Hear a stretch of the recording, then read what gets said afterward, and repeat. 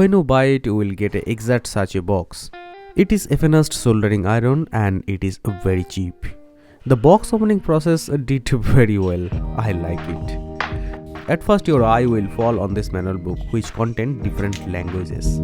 This means in which language do you want to read this manual book. But I do not need it. Instead, I would rather see this nice soldering iron. Let's assemble it.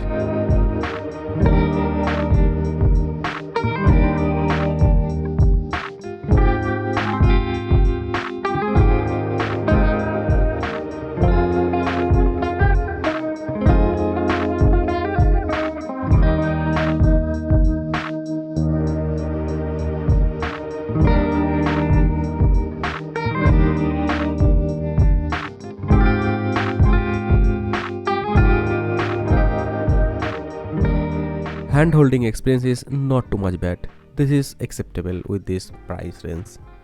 Surprisingly, with this soldering iron you get this 65 watt fast adapter. This is too heavy.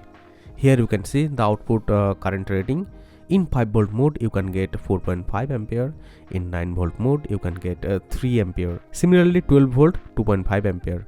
15 volt you can get 2 ampere.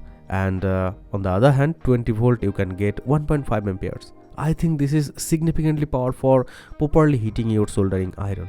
Even though in this soldering iron you can get a premium cable to handling this too much current. I called it premium because this is silicone cable.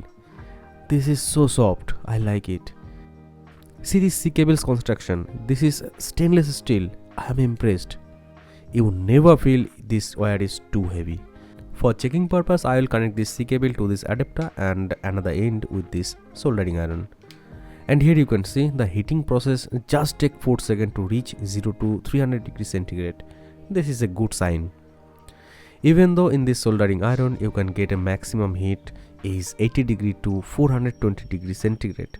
I think this is a proper heating to do something crazy. However, here came the question, is it a real 400 degrees centigrade? Okay, let's check this out. So for this purpose, I will use this multimeter here to test this heat. Hopefully this multimeter will take an accurate reading.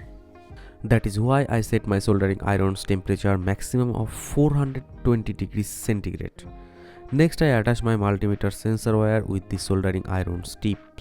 Here you can see the temperature is slowly increasing. After a few seconds, the temperature will still hold 390 degrees centigrade. I think this soldering iron's temperature sensor is placed in this soldering iron's core. So that is why here the tip temperature is little bit down, but it's okay. Okay, now let's check out the physical test. Here you can see I chose this copper dot board here to test the soldering process. At 300 degrees centigrade you can see the quiet and nice soldering going on this copper dot board.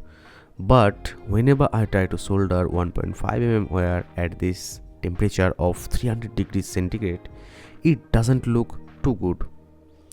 So for that I will set again 420 degrees centigrade, then see this soldering. Even I can attach it nicely on this copper dot board. If you look closely you can see that this 1.5 mm wire is soldered and bonded very tightly on this copper board. So it seems to me a good deal. Maybe a little question may come to your mind. Yes, there is various tip for that. Am I right? Okay, no problem. Take it easy. Easily available and that too at very low cost. Also, I forget to tell you, this soldering iron can also run on DC voltage if you want. For that, this socket came with this soldering iron kit. You will find the multimeter link, this soldering iron kit, even the tips, everything you will find in the description box.